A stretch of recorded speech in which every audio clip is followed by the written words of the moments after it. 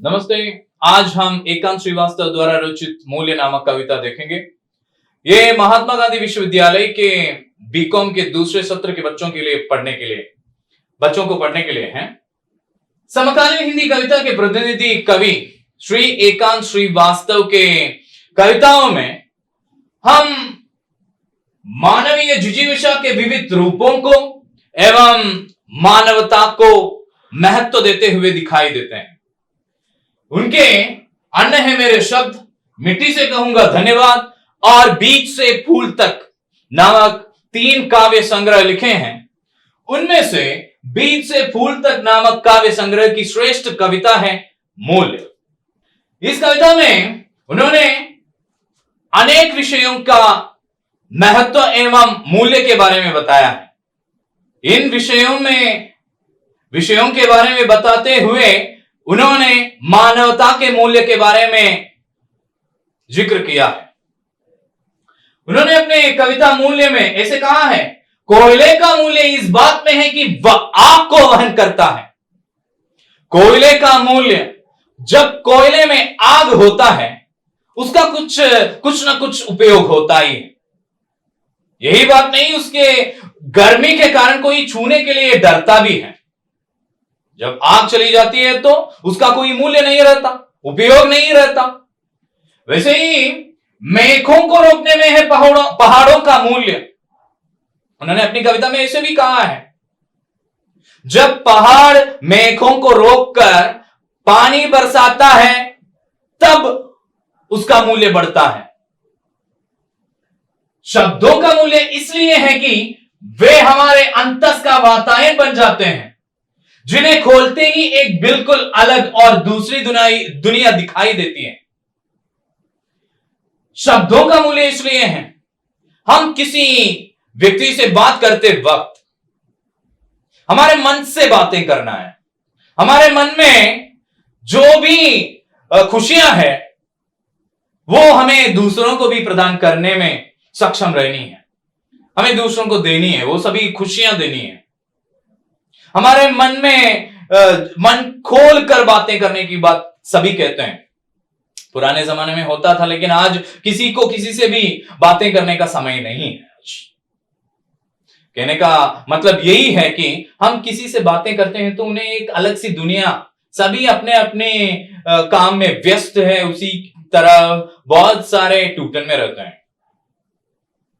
वो सभी मिटा के अपने आप को बात करने वाला और बात सुनने वाला दोनों को खुशी मिलनी चाहिए। ऐसी बातें करनी है, हमें मन से बातें करना है, वही तभी हमारे शब्दों का मूल्य रहता है। कोई यूं ही बातें करके जाने से हमारे किसी और को या हमें ही खुशी प्राप्त नहीं होती है। मन से बातें करने से सभी को खुशी होती है, एक नई दुनिया दिखाई देती है, खुशी मिलती है, आनंद मिलता है। एक आत्मविश्वास देना हमारे शब्दों का कर्तव्य होता है। इसलिए हमें किसी से बातें करते वक्त मन से बातें करना है। वो एक जैसे हम दरवाजा खोलकर बाहर की दुनिया देखते हैं, वैसे ही एक अलग दुनिया दिखाने में हमें सक्षम या क्षमता दिखानी चाहिए। मरुभूमि को पार करने वाले बंजारे जानते हैं पेड़ और पानी का मूल्य। हमारे यहां देखा जाए तो बहुत सारे पेड़ हैं, पानी है, सब कुछ है, लेकिन हम इसका मूल्य नहीं जानते हैं। एक प्यासा व्यक्ति ही पानी का मूल्य जानता है। जो मरुभूमि में यात्रा करता है, जहां बहुत गर्मी होती है, तभी एक पेड़ या पेड़ की छाया का महत्व वो जान जाता है। पानी का मूल्य वो जानता है अच्छी तरह। गर्मी के कारण उसे पानी के लिए कहीं भी ढूंढने पर भी पानी नहीं मिलता। वो पानी हम क्या करते हैं कि वो यूं ही गवा देते हैं। हमारे यहां देखा जाए तो इसे देख सकते हैं।